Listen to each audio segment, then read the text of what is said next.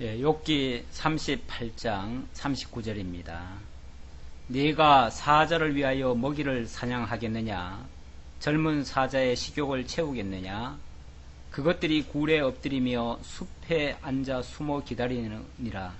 까마귀 새끼가 하나님을 향하여 부르짖을 때에 먹을 것이 없어서 허우적거릴 때에 그것을 위하여 먹이를 마련하는 이가 누구냐? 아멘.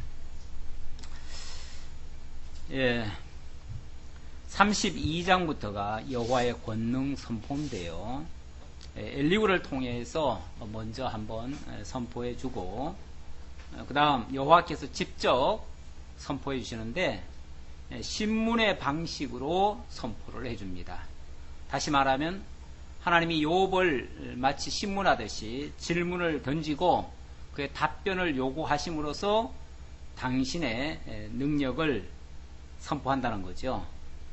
그래서 선포하는 내용은 첫 번째 38장 1절로 38절까지 창조의 주관자 하나님, 천지를 창조하시고 그걸 주관해 가시는 하나님이시다라는 것을 먼저 소개를 했고요. 두 번째는 38장 39절로부터 39장까지 생명의 주관자이신 하나님을 소개하고 있습니다. 당신이 이 땅에 이 지구상 위에 생명체를 만들어 놓으시고 그것들을 친히 주관하시면서 살리시고 죽이시고 이렇게 하신다는 거죠.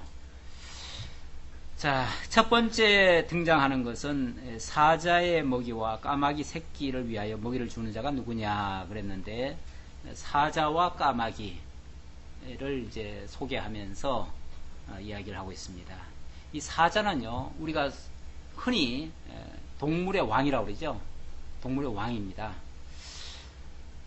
가장 용맹스럽고 좀 무섭기도 하고 강하기도 하고 그래서 왕이라는 칭호를 받는데, 그런데 이 사자가 죽을 때 혹시 어떻게 죽는지 아세요? 이 사자가 굶어 죽는데요. 그렇게 강한 사자가 굶어 죽는 이유는요, 원래 수사자는 그렇게 사냥을 잘 안 하는 모양이에요. 자기 왕이니까. 왕이 직접 나서겠어요? 다 밑에서 사냥해다 주죠. 암사자와 젊은 사자들이 사냥을 해다 주는데, 이 사자도 이제 늙고 나면 더 이상 이제 해주고 싶지 않은 거죠. 그래서 안 해주니까 결국은 이제 호령도 소용없고 결국 굶어 죽는데요. 그리고 그래서 죽는데, 나 이런 걸 보니까 우리 남자들이 생각이 나요. 남자들이 집에서 뭐 엄청 뭐 왕노릇하고 그러는데 사실은 가끔 보면은 그런 분들이 계세요. 당신은 뭐 부인이 안 해주면 밥도 하나 못 해 먹고 라면도 하나 못 끓여 먹는다고 그걸 자랑처럼 얘기하시는데, 그랬다가는 이제 굶어 죽겠다가 안 맞습니다. 예, 사자꼴 납니다. 그러니까 최소한 먹거리 정도는 자기가 해결을 해야 되는데 자기가 해결 못하면 결국 죽어요. 그런데 어쨌든 그런 이제 어떤 생존 방식, 그리고 이게 또 까마귀 얘기를 나왔는데, 이 까마귀는, 우리는 까마귀를 길조라고 그럽니까? 흉조라고 그럽니까? 흉조죠. 왜 흉조죠?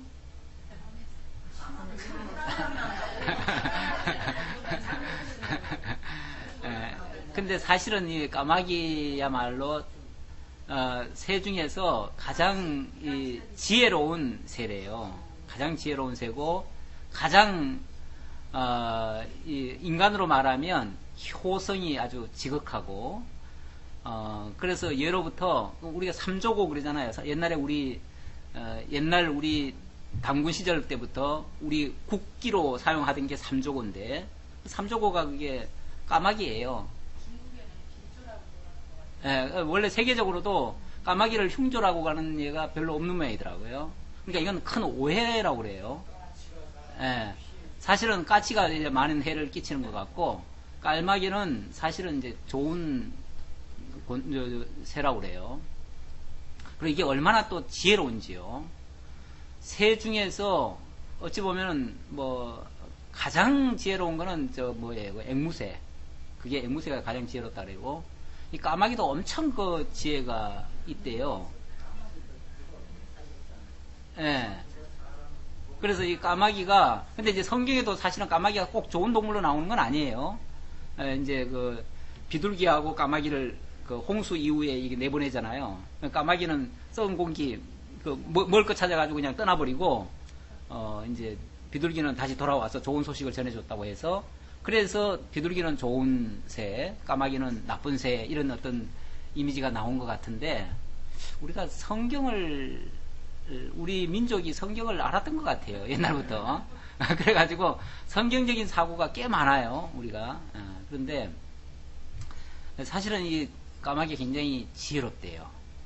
얼마나 지혜로운지, 이 새들 중에서 도구를 이용해가지고 심지어 만들어서 사용하는 그런 이 새래요. 실험을 하느라고 일부러 좁은 곳에서 지가 들어가지를 못하게 만들어 놓고 철조망 저쪽에다가 막대기를, 작은 막대기와 큰 막대기를 놓고 저쪽에다 먹거리를 갖다 놓으면요, 이놈이 작은 막대기 가지고 큰 막대기를 끌어가 가지고 큰 막대기를 가지고 그걸 끌어다가 먹는데요. 이렇게 똑똑하대요. 그러니까 생각할 줄도 알고, 또 한번 짝을 지으면은 죽을 때까지 같이 그렇게 정조를 지키고, 또 새끼들을 그렇게 잘 돌보고, 이러는 아주 짐승이래요. 까마귀 새끼가 하나님을 향하여 부르짖을 때, 먹을 것이 없어서 허우적거릴 때 그것을 위하여 먹이를 마련하는 이가 누구냐. 정말 어찌 보면은 효성이, 우리 이제 인간적으로 말하면 효성이 지극하고, 또 아주 새끼를 잘 돌보고 끝까지 그렇게 헤어지지 않는 이런 동물. 그리고 동료가 죽으면은 거기서 이렇게 한동안 이렇게 있다가 나중에 한꺼번에 확 떠나는 그런 게 있대요. 그러니까 뭔가를 알고 있는 새죠.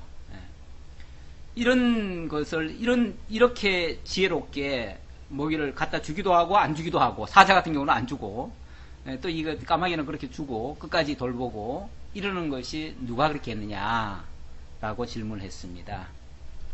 생명을 살리고 죽이고 먹거리를 주고 안 주고 이런 것들을 누가 하는지 아느냐라고 물었는데, 결국 당신이 하신다는 것을 가르쳐 주기 위해서 그렇게 질문한 겁니다. 그 다음은 39장으로 넘어갔어요. 계속 이어지는 말씀인데요. 그러니까 구분을 해놓은 이유는, 그 앞부분은 천지 창조에 대한, 그러니까 창조에 관계된 하나님의 그 어떤 절대적 주권을 이야기했다면, 여기는 생명에 관계된 것을 이제 주로 얘기하기 때문에, 그래서 제가 이 구분을 해서 말씀을 드리고요. 이 생명의 주관자, 사실 그 천지 창조에 대한 거는 우리가 솔직히 잘 모릅니다. 우리가 뭐 경험할 수도 없고 그래서 모를 수 있다고 하는데, 우리가 이제 현실감 있게 이런 동식물에 대해서는 우리가 제법 좀 안다고 생각합니다. 그렇죠? 우리 인간들이 그렇게 생각을 해요. 동식물들이야 우리 뭐 과학자들도 많이 발견하고, 또 생태 그런 뭐 실험도 많이 하고, 요즘은 뭐 우리가 동물들을 많이 키우기도 하고 하니까 우리가 다 알고 있다, 얼마든지 우리가 컨트롤할 수 있다 생각하는데, 사실은 우리 작년인가요? 작년에 우리 한번 구제역 파동이 일어났지요. 구제역 파동이 일어나니까 동물을 갖다가 수백 마리를, 한 400만 마리를 결국 다 끌어먹고 말아버렸어요. 어떻게 할 방법을 못 찾아가지고 어떻게 하질 못해요. 지금도 뭐 조금은 다르지만은 지금 뭐 4대강이나 또는 저런 뭐 한강까지 이제 뭐 녹조류가 지금 가득 찼다고 그러는데, 그래서 하도 급해가지고 이제 물을 오늘 뭐 흘려버렸다 그런 소리를 나오더라고요. 근데 이게 물이라고 하는 게 원래 관오면은 있었거든요. 근데 이게 통제가 불가능할 정도가 되는 모양이에요. 어떻게 할 수가 없는 모양이에요. 우리는 그거 원래 공사할 때요, 사실은 이 서울만 해도 엄청나게 보가 많거든요. 그러니까 그 4대강의 연장선에 똑같아요. 이 구조가. 그러니까 그런 보가 그렇게 많이 있으면은 만들어 놓고, 옛날에는 어떻게 생각했냐면 인간이 얼마든지 그거 다 관리하고 수자원 관리 다 할 수 있는 줄 알았어요. 그래서 자신 있게 해놓은 거거든요. 그런데 안 돼요. 안 돼요. 안 되니까 결국은 할 수 있는 방법은 물로 이제 흘려버리는 수밖에 없어요. 결국 타야 돼요. 트는 수밖에 없어요. 물을 흘려버린다는 말은 튼다는 얘기예요. 트는 것밖에는 다른 수가 없어요. 사실은 그거 막아놓는 바람에 물고기도 못 올라오고 그래가지고 이게 생태계가 다 파괴돼요. 그러니까 자연스럽게 이게 그 안에 생명체가 살아 움직여야 숨도 쉬고 다른 것들이 해로운 것들이 안 생기는데 이 생명체가 살지 못하면요 원래 황폐화되어지면 그 이상하게 그 악한 것들은요 악한 조건에서 잘 살아요. 그래가지고 바다가 오염되고 나면은 거기에 불가사리 같은 게 생기잖아요. 이 불가사리는 거의 천적도 없는 그런 건데 이런 것들은 그런 조건에서 얼마나 잘 사는지 몰라요. 그래가지고 그쪽이 그냥 요즘은 어제도 뭐 해파리에 또 물려가지고 죽었다는데 해파리 같은 것도 마찬가지예요. 그것도 악한 조건에서 사는 거예요. 결국 이 악한 아니면 뭐 이 기온이 물론 올라가서 그렇기도 하지만은 자관 악한 조건에 살던 것들이 인간에게 이제 치명적인 그런 걸 주는 거죠. 뭐 구제역 하나도 지금 우리가 관리를 못하고 그러니까 내 지금 말하고 싶은 거는 우리가 뭘 좀 아는 것 같은데 그래서 우리가 뭐 통제가 다 가능한 것 같은데 사실은 가능하지 않다. 우리가 다 아는 게 아니다. 아는 게 아는 게 아니다. 그 말이에요. 아는 게 그저 아는 만큼 아는 거지 실제로 근본에 들어가 보면 모르는 게 너무 많아요.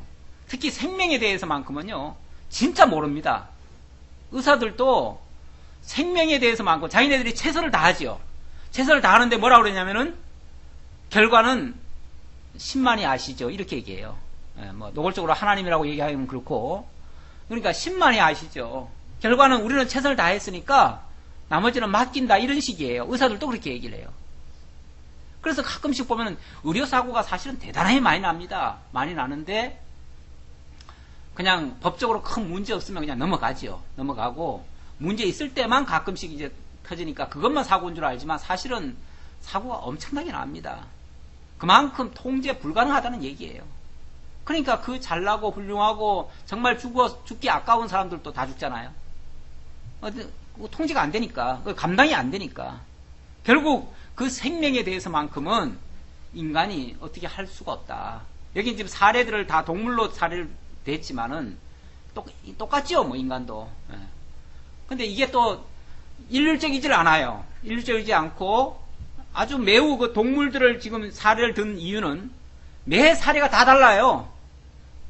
매 특성이 다 달라요. 동물들마다 특성이 다르고 그 생존 조건이 달라요.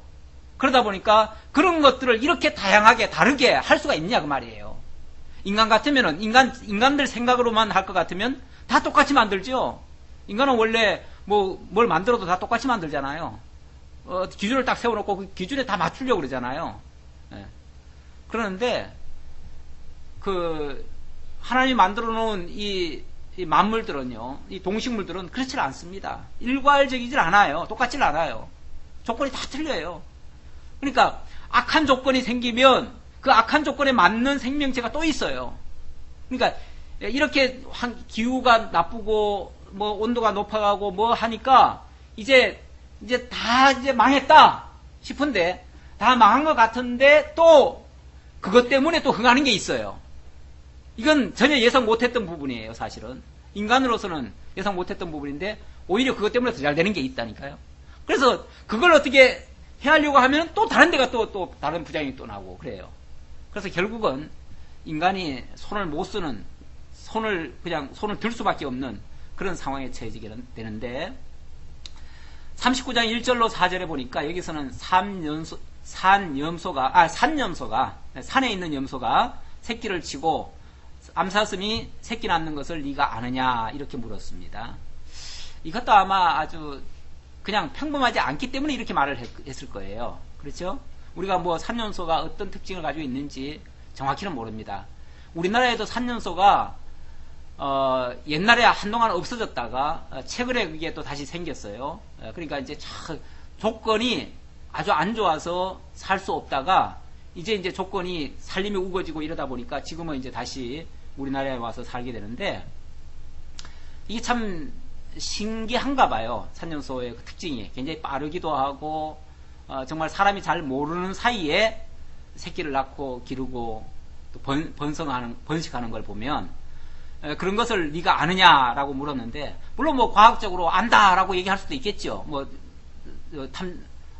저거 한 사람들이 그거는 이제 막 그걸 찾고자 해가지고 어떤 나타난 현상을 본 거죠. 현상을 본 거지. 그렇다고 해서 근본을 다 한 건 아니에요. 우리가 알았다고 하는 것이 사실은 극히 표피적인 것을 알았다는 거지, 근원을 다 알았다는 것은 없습니다. 아직까지. 산염소가 새끼 치는 때를 내가 아느냐, 암사슴이 새끼 낳는 것을 내가 본 적이 있느냐, 그것이 몇 달 만에 만삭되는지 아느냐, 그 낳을 때를 아느냐, 그것들은 몸을 부풀리고 새끼를 낳으니 그 괴로움이 지나가고 그 새끼는 강화해져서 빈들에서 크다가 나간 후에는 다시 돌아오지 아니하느니라. 이게 이제 어떤 그 산염소나 또 사슴의 특징이라고도 볼 수 있죠. 그런 특징을 잠깐 설명을 했는데, 이게 이제 사실은 굉장히 연약한 동물들 중에 하나입니다. 사슴 같은 게 잘 놀래고 잘 뛰어다니고, 산염소도 마찬가지죠. 그래서 잘 뛰어다녀요. 그만큼 안정되지 못한 것 같이 연약한 모습이에요. 그런데도 그것들도, 그 연약한 존재들도, 우리 동물의 세계에 그렇게 이제 저런 걸 보면, 동물의 세계에 가끔 이제 다큐 같은 거 보잖아요. 보면은 맨날 사자나 호랑이나 뭐 치타나 이런 것들은 맨날 사슴 잡아먹고 그래요. 그러면 사슴 같은 거는 맨날 잡혀 먹이니까 어떻게 돼야 돼요? 없어져야죠. 없어져야 되고, 맨날 잡아먹는 놈은 그거는 번성해야 될 것 같은데, 그러나 실제는 어떤가요? 맨날 잡아먹는 놈들은 거의 지금 아마 전멸하다시피, 우리나라 같은 경우는 전멸하다시피 했어요. 호랑이도 지금 우리나라 못 찾아요. 우리나라도 산에 뭐 사자 같은 것도 없어요. 뭐 이렇게 쉽게 말하면 최위에 있는 포식류들이 지금 거의 다 사라졌어요. 잡아먹는 것들이 죽고, 오히려 그 연약한 동물들은 오히려 번성을 해요. 희한하잖아요. 이런 것을 우리가 생각해 보면, 표피적으로는 잡아먹는 게 승자 같은데 결과적으로는 잡아먹는 놈이 승자가 아니에요. 오히려 대가 다 끊어질 정도가 돼버렸어요. 어떤 원인인지 잘 모르겠어요. 우리가 지금 정확하게는 지금 잘 모르겠는데, 근데 이제 그냥 현재까지 나타난 과학자들의 검증한 바로는, 약한 동물일수록 새끼를 많이 낳아요. 그렇죠? 많이 낳아가지고 일부는 잡혀 먹을 것을 아주 각오하고 다녀요. 그래서 떼를 지어 다니잖아요. 떼를 지어 다니면서 몇 마리 희생하는 거는 그냥 아예 그냥 바치듯이 줘요. 잡아먹으러 오면은 그냥 몇 마리 희생시키고 그냥 그리고 돌파해요. 그래도 그것들은 개체가 많아가지고 더 많이 번성을 해요. 그러니까 약하면 약할수록 약한 게 오히려 번식력은 더 강합니다. 이게 이제 일반적인 그 이론으로는 그게 이제 자연에 적응하기 위해서 약한 존재들은 더 많이 번식시켜 가지고라도 유지하려고 그런다, 이렇게 이제 얘기를 하죠. 그런데 그렇게 만들어져 있지 아니하면 저들이 그렇게 신경 써가지고 그렇게 된다고 말하기에는 곤란하죠. 결국 하나님이 그런 특성을 만들어 놓은 거죠. 약한 존재를 오히려 더 번식하도록.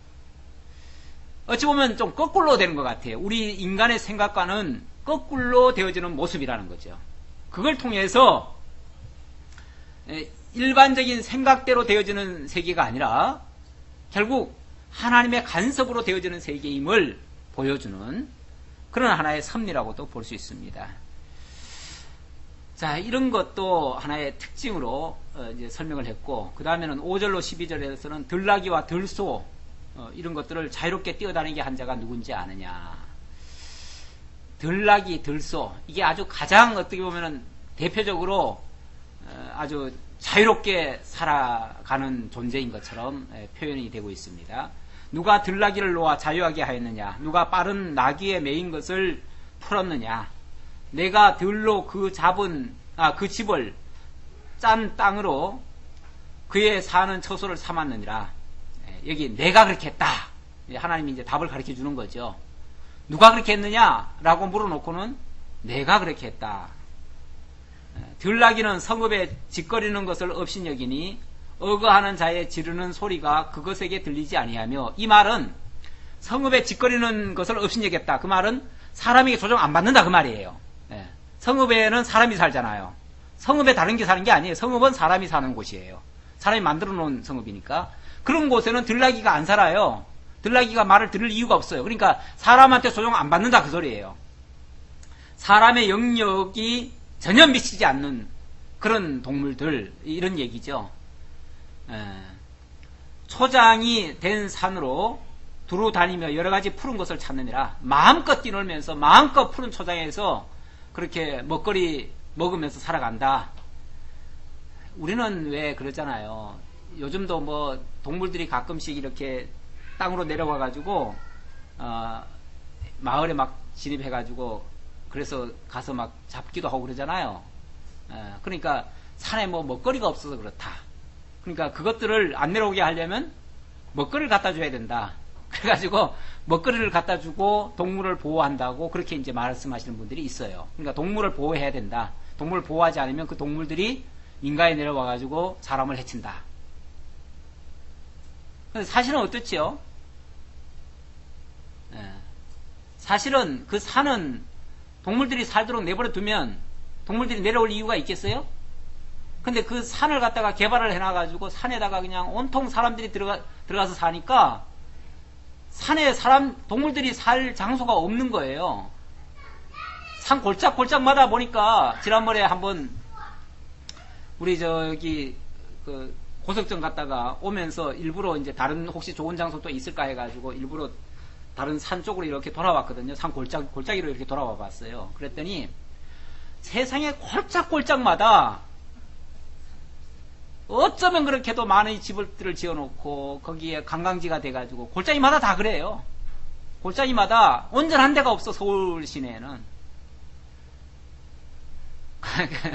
그러니 뭐 그것들이 어디 가겠어요. 그 동물들이 어디 가겠어요. 특히 이게 번식기나 이럴 때는요 아주 예민해가지고 조금만 그 사람들이 뭐 이렇게 가까이 오면요 거의 살지를 못해요. 그래가지고 그래서 이제 뛰어내려오기도 하죠. 그러니까 인간이 동물을 보호한다고 뭘 하는 거는 사실은 보호가 아니에요. 가만히 내버려 두는 게 보호예요. 내버려 두는 게 보호인데 자기네들이 그걸 다 뺏어 먹고 그 다음에 이제 뭐 좀 도와준다고 뭘 갖다 조금 주는 그런 꼴이에요. 세상 구조도 그런 예가 많죠. 힘 있는 자들이 다 뺏어가지고 그 다음에는 조금 뭐 사회 환원한다고 뭐 이렇게 이제 다시 무슨 뭐 장학회니 뭐니 만들어가지고 이렇게 돌려는 그런 일이 조금씩 있죠. 사실은 공정하게만 하면 돼요. 공정하게만 하면 따로 뭘 도와줄 이유가 없어요. 사실은 그렇잖아요. 세상 시스템도 그래요. 세상도 그렇고 동물에 대해서도 마찬가지예요. 동물에 대해서도 그냥 가만히 내버려두면 돼. 그런데 뭐 산마다 전부 다 골짜기마다 사람이 다 살고 거기다가 길을 다 내가지고 사람들이 맨날 차로 왔다 갔다 하고 요즘 매미가 극성이잖아요. 며칠 전에 우리 김원우 집사님 그 앞쪽으로 이렇게 한번 지나온 적이 있는데 밤에 얼마나 매미가 많이 울어대는지 몰라. 아마 그런 데가 지나보면서 아이고 김원우 집사님 시끄럽겠다 그런 생각했는데 이 매미가요 도대체 밤낮을 지금 구분을 못한대요. 헷갈려가지고 밤에도 항상 불이 켜져 있으니까 그래가지고 그냥 밤낮을 모르고 그냥 지저댄대요. 원래는 개미가 밤에 우는 게 아니래요. 근데 지금 밤낮이 헷갈려가지고 그냥 우러제키는 거래요. 그러니까 이게 지금 인간이 만들어 놓은 부작용들이에요. 사실은 인간이 만들어 놓은 부작용들이 그런 것들을 통해서 지금 나타나는 것 뿐이에요. 그걸 보고 아 우리가 너무했구나 그걸 깨달으면 괜찮은데 그걸 깨닫는 게 아니라 뭐 그것들을 뭐 돕는다고 뭘 하기는 하는 모양인데 그게 돕는 게 아니라 그 말이죠. 사실은 제대로 모르고 우리가 뭘 하고 있다. 자, 그 다음 9절 들소가 어찌 즐겨 내게 복종하며 내 외양간에 머물겠느냐. 들소가 외양간에 머물지 않습니다. 사람에게 지배받지 않는다 그 말이에요. 내가 능히 줄로 들소를 메어 일항을 갈게 하겠느냐? 그것이 어찌 골짜기에서 너를 따라 쓰레를 끌겠느냐? 그것에 힘이 많다고 내가 그것을 의지하겠느냐? 내 수고하는 일을 그것에게 맡기겠느냐? 그것이 내 곡식을 집으로 실어오며 내 타작마당에 곡식 모으기를 그것에게 의탁하겠느냐? 들소 갖다가 이렇게 시골 농사 짓는데 써먹을 수 있겠느냐 그 말이에요. 못 써먹죠? 근데 어떤 사람들은 그래요. 지금은 우리가 소를 갖다가 그렇게 해가지고 다 써먹고 있지 않느냐? 그게 들소 잡아다가 길러가지고 훈련시켜가지고 그래 된 줄 알아요?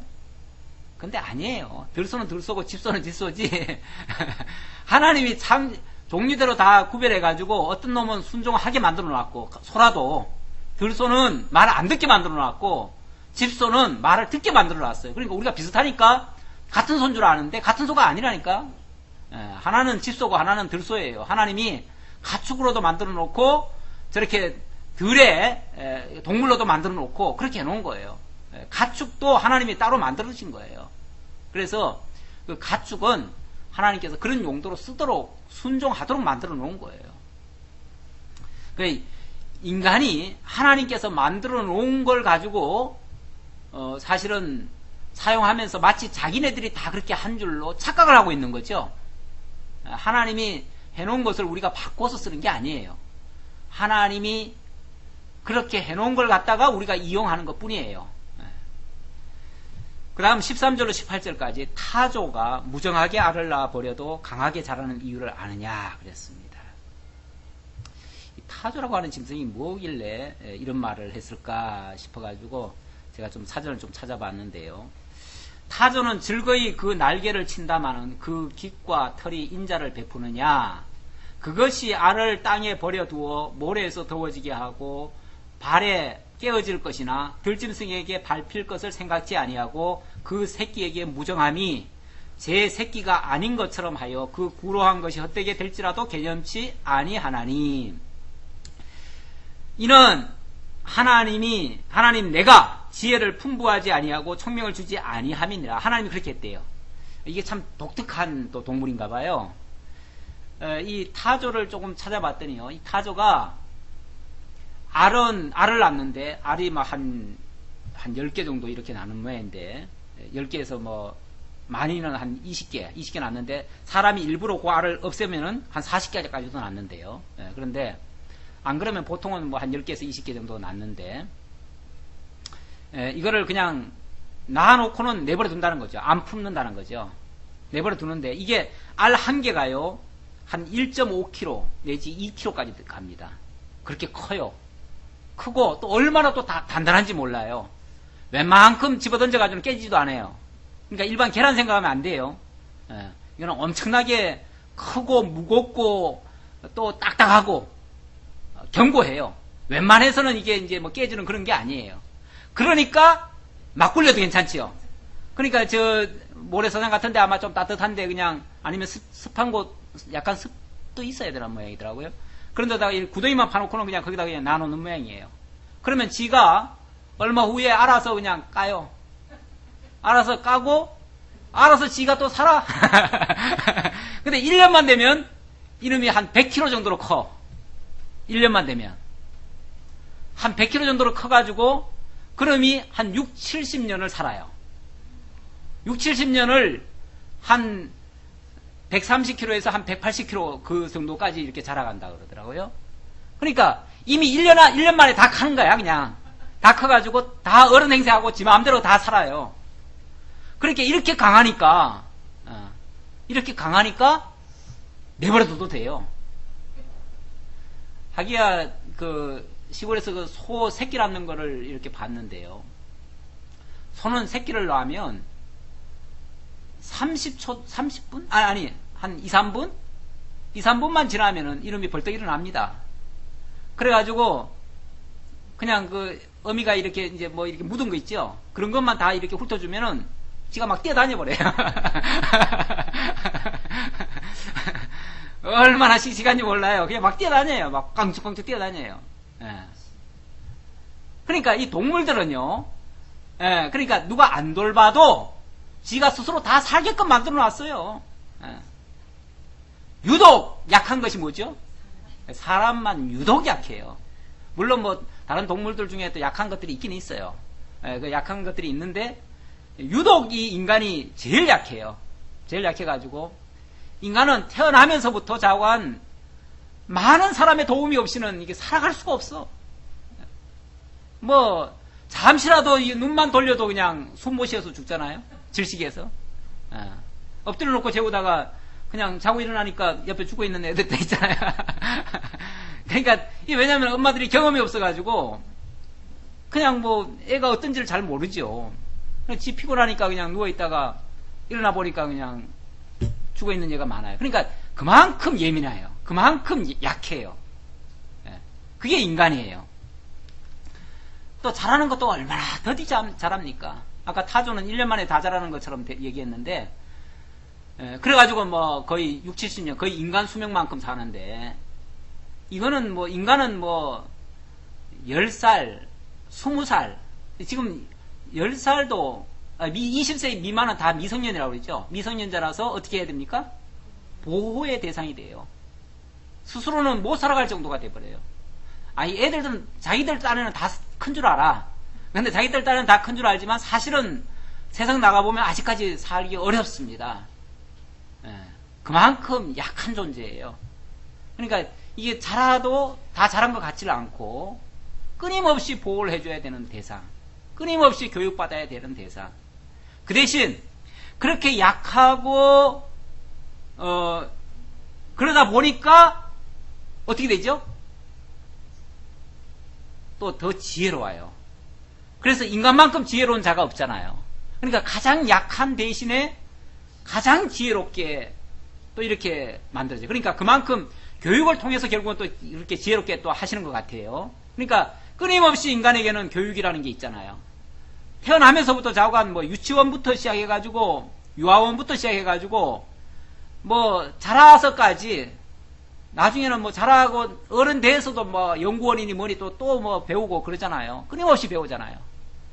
끊임없이 배워도 다 알았다 소리 못할 정도로 그만큼 인간에게는 지혜를 정말 한없이 부어주는 것 같아요.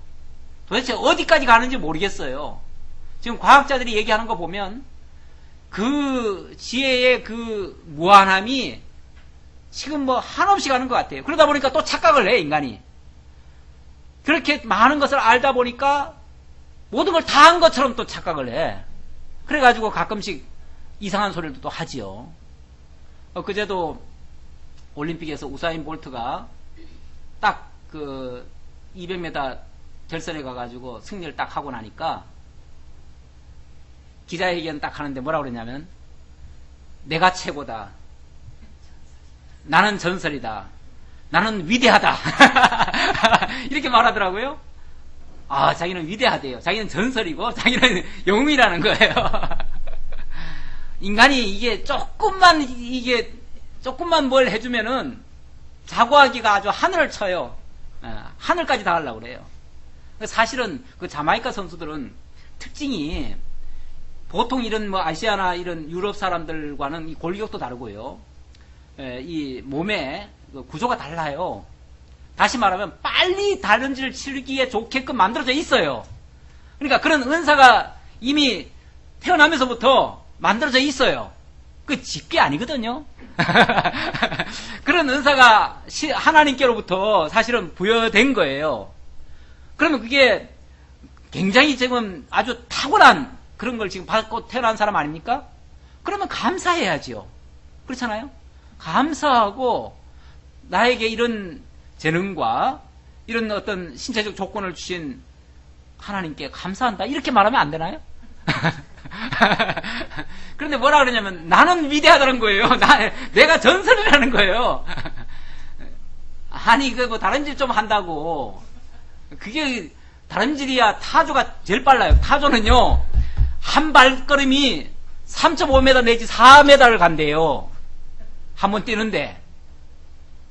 그것도 발가락 딱 2개밖에 없어. 발가락 2개로 3, 4m씩 뛰어버려요, 그냥. 얼마나 빨라요? 아까도 그 얘기도 나오죠. 여기 나왔나요? 아직 안 나왔네요. 여기 18절에 그 말이 나와요. 그러나 그 몸을 떨쳐 뛰어갈 때에는 말과 그 탄자를 경히 여기느니라. 말과 그 탄자. 원래 이 동물들 중에서는 제일 빠른 게 말이라고 그러잖아요. 보통 말처럼 빠른 게 없다 그렇게 얘기하잖아요. 그런데 그 말보다 더 빠르다니까 이게. 더 가늘고 어떻게 보면 더 약할 것 같은데 몸은 막 뚱뚱해가지고. 그러니까 이 타조 아시잖아요. 목 길고 목도 그냥 허물허물한 게 힘도 없어 보이고 또 다리도 아주 가늘잖아요. 그 가는 두 다리. 그것도 발가락도 딱 2개밖에 없어요. 그런데 그거 가지고 그렇게 빨리 뛴다니까. 이게 빨리 뛰도록 구조를 그렇게 만들어 놓은 거예요. 구조를. 어찌 보면 그 우사인 볼트도 그런 어떤 구조가 만들어져 있는 것 같아요. 이게 하나님께로부터 받은 특별한 그런 어떤 구조죠. 그런 조건이죠. 그러니까 뭐 사실은 100m에서도 잘 뛰고 200m, 아니 100m 잘 뛰는 사람이 200m 잘 뛰죠. 그건 뭐 우리나라 같으면 참 이게 올림픽도 가만히 보면요, 세계인들의 뭐 축제다 그래가지고 모두가 다 챔피언이고 모두가 다 동등하고 뭐 이렇게 얘기하지만 사실은 꼭 그렇지도 만도 않아요. 이 약소국에 대해서는 얼마나 견제가 심하고 강대국을 위해서는 얼마나 또 이게 편향적인지 몰라요. 그래가지고 육상 같은데 예를 들어서 이 서구인들이 잘하는 종목, 육상 또는 수영 이런 데는 막 7관왕도 나오잖아요. 그러죠? 뭐 3, 4관왕 보통 나오고 7관왕도 나오고 거기는 막 2명, 3명 뛰어가지고 어떤 때 보면은요 1, 2, 3등을 한 나라가 다 독차지하는 경우도 있어요. 그런데 우리나라가 이제 우리나라에서 쉽게 말하면 들어간 종목이 하나 있죠. 태권도 같은 경우. 태권도는 어떻게 합니까? 태권도는요 조건을 어떻게 걸었냐면은 한 나라에 그 총 8개인데 4체급 외에는 못 들어온다 이렇게 만들어 놨어요. 그래 놓고 조건을 걸어 놓고 또 2사람이 절대 못 들어와요. 하나밖에 못 들어와요. 그러니 또 우리 또 양궁이 또 우리 쪽이 또 강하잖아요. 강하니까 이 아시아가 잘하는 거에 대해서는 어찌 그렇게 제약을 많이 가하는지 몰라. 그것도 조건을 다 바꿔놨어요. 그래가지고 불리하도록 이렇게 만들어놔요. 세상 공평하지 않습니다. 다 기득권자들이 자기들 유리한 쪽으로 다 그 법도 바꾸고요. 다 개정을 해가지고 그렇게 만들어갑니다. 그런 데서 그걸 이겨내고 한다는 게 대단히 잘하는 거죠. 사실은 그런 것까지를 이겨낸다는 거는 엄청난 거죠. 자, 그런데 이것이 그 이유가 뭔지 아느냐라고 물어놓고는 이는 17절에 보면 이는 하나님 내가 그랬다고 말이죠. 하나님이신 당신이 지혜를 풍부하지 아니하고 총명을 주지 아니함이라. 쉽게 말하면 타조에게는 그렇게 무식하게 무정하게 만들어 놨다는 거죠. 그 대신 무식하고 무정한 것들이 뭐하도록? 강하도록. 이거 왜 삐삐거리지? 흥분하지 말라고 그러나? 이 무식하고 무정한 자일수록 또 강한 그런 모습들이 사람에게서도 사실은 그런 게 나타납니다. 그러니까 세상에서는 뭐 사람을 갖다가 자꾸만 강하게, 크게, 힘있게, 뭐 자관 이런 식으로 막 교육을 시키고 그렇게 되기를 원하고 그렇게 안 되면 막 슬퍼하고 그가 괴로워하고 이러는데 사실은 하나님께서는요 그렇게 강하고 이런 것들은 보면 대부분 무식하게 만들어 놓고 그런 것들은 지혜가 없도록 만들어 놨어요. 지혜가 없도록. 그리고 약한 것들에게는 오히려 지혜가 있게 만들어 놓고. 그럼 무엇을 여러분들은 더 좋아하실래요? 강하기를 원하실래요? 힘있기를 원하실래요? 물론 하나님이 힘 주시면 힘 주시는 것도 고맙고 또 약하게 하면 약하게 하시는 것도 고맙고 왜? 약하게 해서 더 지혜롭게 할 수 있으니까요. 하나님께서 다 필요에 의해서 주신 거니까 이거는 이거대로 저거는 저거대로 다 감사할 수 있다 그 말이죠. 그러니까 절대적으로 어느 한쪽에다가 일방적으로 다 좋은 것만 주시지는 않는다. 힘도 있고 지혜도 있고 능력도 있고 뭐 모든 걸 다 갖추게 하지는 않는다 그 말이에요. 그러면은 완전히 한쪽으로 기울어 버리잖아요. 그러니까 하나님께서 그렇게 하지 않아요. 그래서 그 공평하신 하나님을 지은 그 노래 가사에도 그런 게 있잖아요. 하나님은 자기에게 연약한 육체를 주셨지만 남들에게 없는 거, 하나님을 아는 어떤 지혜 같은 거를 자기에게 주었다는 거죠. 그게 더 큰 행복이고, 그런 면에서 하나님은 공평하신 하나님이다. 그렇게 찬양하는 노래도 있는데, 그래서 우리가 그런 걸 보면 약하면 약한 대로 오히려 감사할 수 있다. 그 우리 오늘 요번에 이제 야고보서 배우는데, 야고보서에도 보면 부자는 낮아짐을 자랑하고 또 가난한 자는 부함을 자랑하라, 그런 말이 나와요. 그러니까 부자라고 무조건 좋은 게 아니에요. 부자도 하나님이 낮추신대요. 낮추시는 거를 자랑하고, 가난한 자 그걸 안 낮추면요, 부자는 그걸로 끝입니다. 망하는 거예요. 망하는 길로 가요. 그래서 세상적으로 잘 돼가지고 오히려 하나님 앞에서는 망하는 예도 많아요. 그러니까 그런 걸 자랑할 게 아니라는 거죠. 19절로 25절까지 말이 메뚜기처럼 빠르고 전쟁에서도 물러서지 않는 이유를 아느냐. 19절입니다. 말의 힘을 내가 주었느냐, 그 목에 흩날리는 갈기를 내가 입혔느냐. 우리 한번 교독을 해보죠. 시작.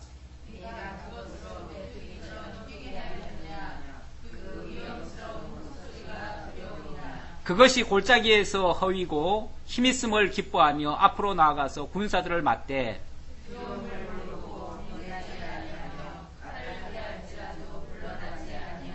그 위에서는 전동과 빛난 작은 창과 큰 창이 쟁쟁하며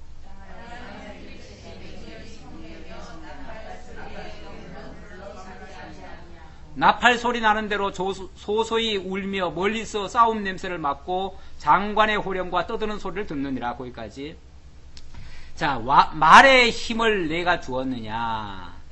지금 말이 전쟁터에서 싸우는 모습을 지금 얘기한 겁니다. 말이 얼마나 잘 달리고 얼마나 용맹스럽게 전쟁터에 나가서 그렇게 싸움질을 합니까? 아마 계산 좀 할 줄 아는 인간 같으면 그거 뭐 두려워서 어떻게 나가겠어요? 아마 지혜로운 동물 같으면 그런 위험한 데를 가려고 하겠어요? 말 안 듣죠? 말 안 듣는데, 말은 뭐 그런 거 아랑곳 하지 않습니다. 뭐 상대방이 칼을 들었든 뭐 활을 들었든 뭐 쟁쟁거리든 뭐라 그러든 상관하지 않고 무조건 주인에게만 순종하면서 가라면 가고 서라면 서고 달리라면 달리고 뭐 아무것도 그냥 두려워하지 않고 그렇게 한다는 거죠. 그리고 얼마나 용맹스럽게 얼마나 하는데, 그러면서도 지치지도 않아요. 그런 말, 그 말에게 네가 힘을 줬느냐, 누가 힘을 준 거냐. 인간이 그렇게 힘을 줄 수 있습니까? 인간은 그렇게 할 수가 없습니다. 뭐 가끔씩 뭐 지난번에 그 뭔가요, 사탕? 무슨 사탕? 각설탕? 각설탕이라고 하는 그 영화에 보면 그 말 키우는 그 장면이 나오죠. 그걸 보면 인간이 말을 어떻게 좀 컨트롤할 수 있는 것처럼 설명을 합니다. 각설탕 죽으면서. 각설탕 죽으면서. 그 이제 옛날에 보면은 홍당무 주면서 뭐 이렇게 나귀를 다스렸죠. 그건 앞에서 먹거리 가지고 이렇게 동물들을 이렇게 뭐 할 때 쓰는 거죠. 쓰는 용도죠. 물론 동물을 훈련시킬 때 그런 걸 사용하기는 합니다. 하지만 그걸로 그렇게 했기 때문에 됐다, 이렇게 말할 수는 없어요. 근본적으로 말에게 그런 특성이 없으면 아무리 세상 없어도 안 됩니다. 훈련시키면 다 됩니까? 돼지 갖다 놓고 각설탕 주고 온갖 훈련 다 시켜보세요. 전쟁터에 나가서 싸울 수 있는가? 어림도 없어요. 안 되는 거예요. 안 되는 건 안 되는 거예요. 그렇죠? 기왕 되는 거에다가 인간이 조금 더 쓰기에 좀 편리하도록 그걸 조금 더 훈련시킨 것 뿐이죠. 그렇죠? 뭔가 호흡이 맞도록. 호흡이 이제 인간이 처음에 동물을 만나면 호흡이 안 맞잖아요. 안 맞는데 어떻게 뭐 두들겨도 주고 뭐 먹을 거리도 주고 이래가지고 호흡을 좀 맞춘 것 뿐이죠. 그래가지고 그 본래 가지고 있는 특성을 갖다가 살리는 거지. 그렇죠? 인간이 하는 거는 기존에 있는 걸 갖다가 응용하는 겁니다.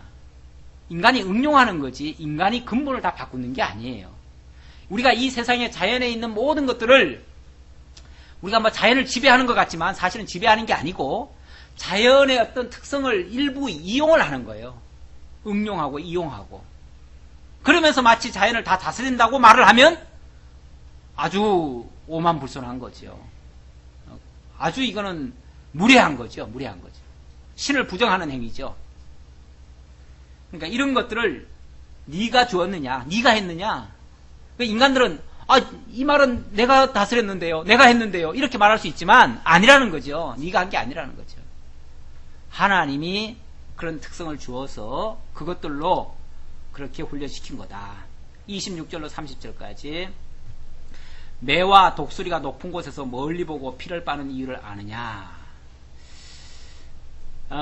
매가 떠올라서 날개를 펴서 남방으로 향하는 것이 어찌 내 지혜로 말미암음이냐. 독수리가 공중에 떠서 높은 곳에 보금자를 만드는 것이 어찌 내 명령을 의지함이냐. 이 매나 독수리 이것들은 아주 높이 날면서 또 높은 곳에 거하면서 아주 위험한 곳에 그렇게 이제 집도 짓고요.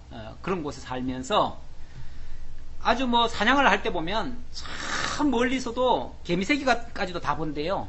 그래가지고 만약에 먹잇감이라고 찍었다 하면은 영락없이 어김없이 어느 순간에 달려와가지고 그것을 낚고채가지고 결국은 먹거든요.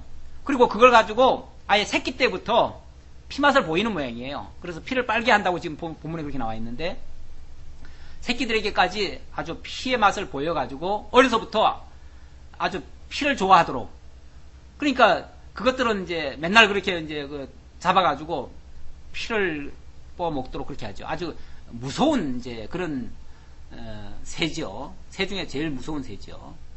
그런 새의 어떤 특징을 얘기하는 겁니다.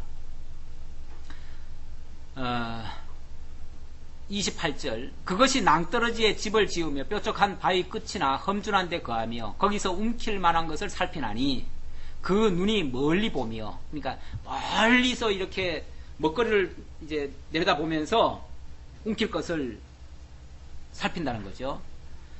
그 새끼들도 피를 빠나니 살육당한 자 있는 곳에는 그것도 거기 있느니라. 살육당한 자 있는 곳에는 어떤 생명체가 죽어서 피를 흘리고 있으면 그 옆에 반드시 뭐가 있다? 독수리가 나와가지고 이미 그걸 집어삼킨 거라는 거죠. 그러니까 어떤 짐승이 이렇게 지나가고 있었는데 이놈이 갑자기 딱 살육을 당했어요. 근데 그 옆에 보니까 내가 벌써 그걸 낚고채가지고 피를 빨고 있는 거예요. 그러니까 그만큼 용맹스럽고 이렇게 이제 무시무시하게 그렇게 하고 있는데 이걸 26절 끝에 보니까 어찌 내 지혜로 말미암음이냐. 어찌 이게 인간이 훈련시켜서 될 일이냐. 가끔 인간들이 매도 훈련시켜서 이용하는 경우가 있습니다. 미국의 국기인가요? 미국의 국조가 아마 독수리일 거예요. 독수리. 가장 용맹스럽게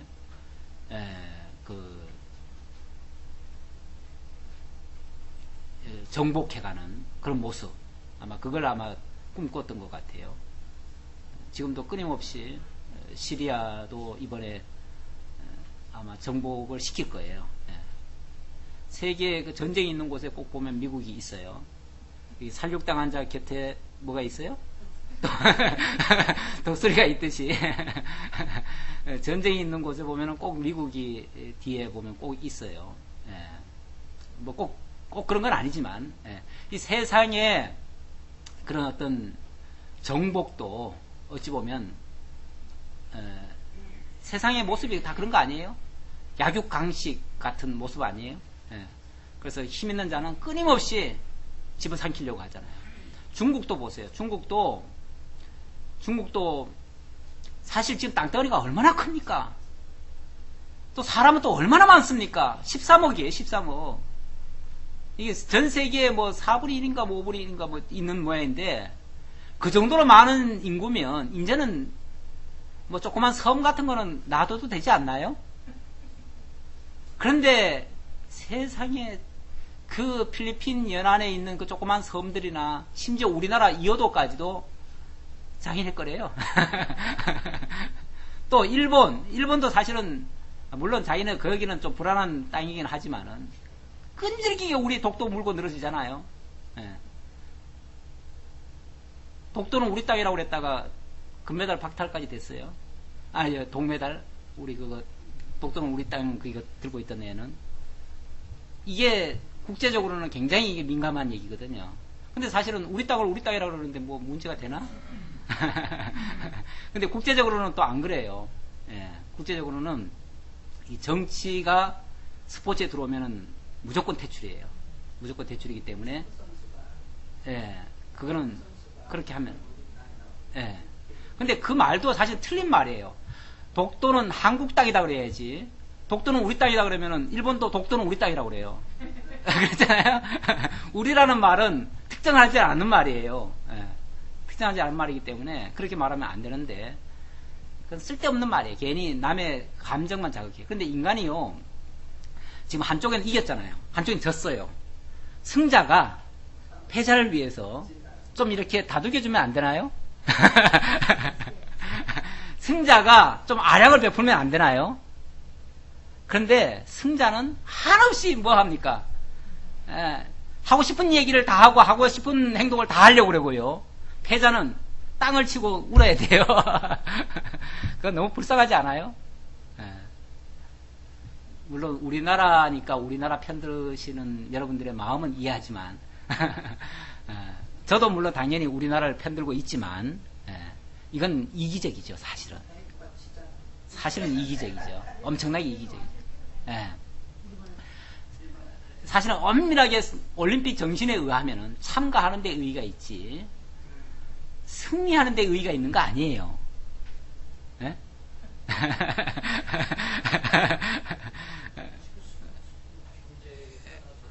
예. 예. 그런데, 그렇잖아요. 그래가지고 축제 한마당을 펼치면 되잖아요. 모두가 다 기뻐하고, 모두가 다 금메달이라고 그러고, 그러면 되는데, 현실은 또 그렇지 않지요. 당장 그게 뭐와 연관이 있습니까? 당장 돈과 연관이 있고, 당장 그것이 어떤 힘과 연관이 있고, 또 그것을 또 이용하는 사람들의 어떤 이해관계가 분명히 연결되어 있어요. 그러니까 특히 도박사 같은 경우는 영국에는 도박사 같은 게 많아요. 그래가지고 도박사들은요, 이 원래 축구는요 일종의 그 마피아라고 합니다. 마피아 집단이라고 합니다. 마피아가 뭐예요? 사실 우리말로 하면 깡패 집단이에요. 예. 그게 국제적으로 아주 공인된 마피아 집단입니다. 축구가. 그렇기 때문에 거기에는 왜 그러냐면은 엄청난 거기에 승부 저걸 해요. 예, 돈을 걸어요.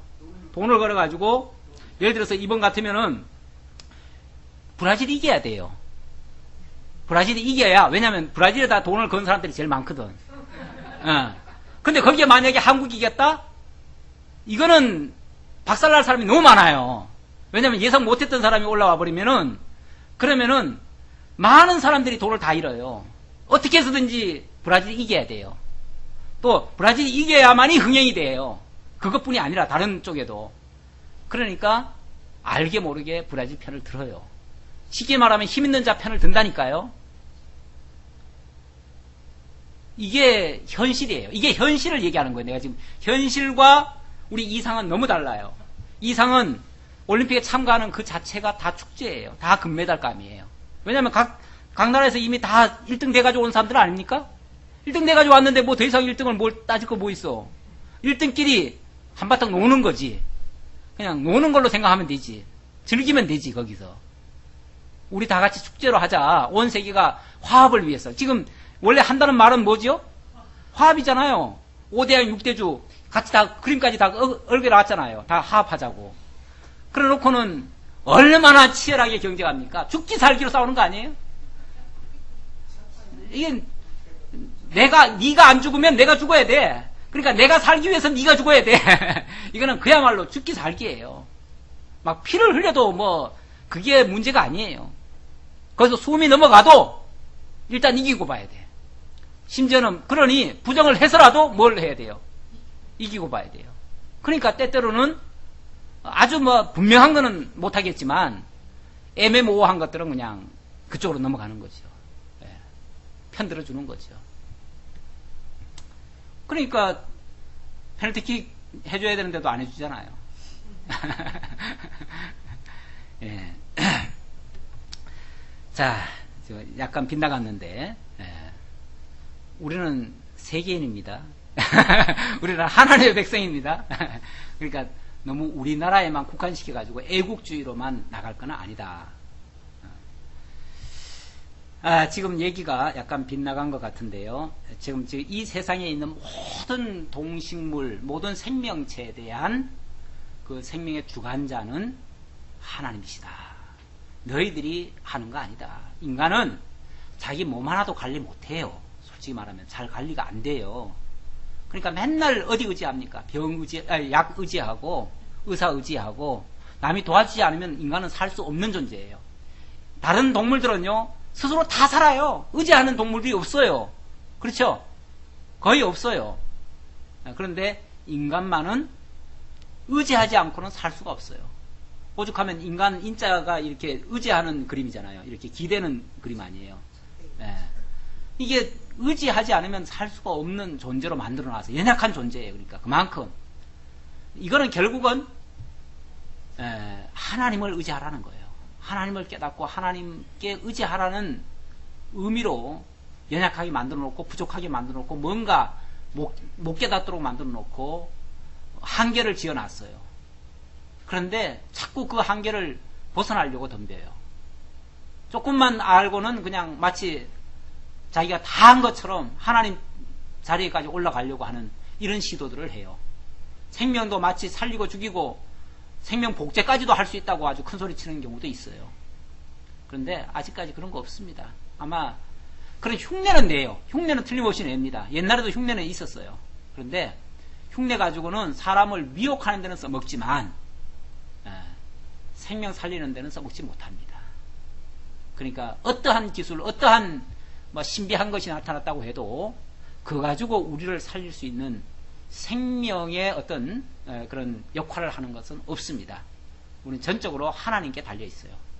하나님이 모든 것을 살리고 죽이고 모든 주관하십니다. 기도하겠습니다.